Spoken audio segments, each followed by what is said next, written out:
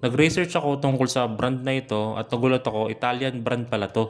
At alam naman natin, pagka Italian brand, syempre quality. Itong quick throttle na to ay aluminum na. Kung makikita nyo, marami siyang slot dito. Sa dalawa, tatlo, apat. Apat na slot to dahil universal.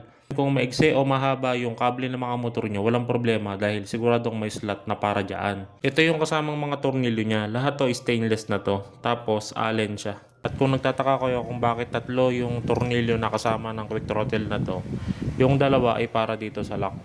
Tapos yung isa para dito sa ilalim. Ito yung isa. Ito ano to, stopper to para hindi sumobra yung pagkakapihit nyo sa silinyador. Pagka sumobra yung pagkakapihit nyo sa silinyador, pwedeng masira yung mga throttle body nyo. So naglagay ng stopper si Akusato para ma-prevent natin yung ganong pangyayari. I-adjust nyo lang to. Pag okay na sa inyo yung play, higpitan nyo lang tong nut.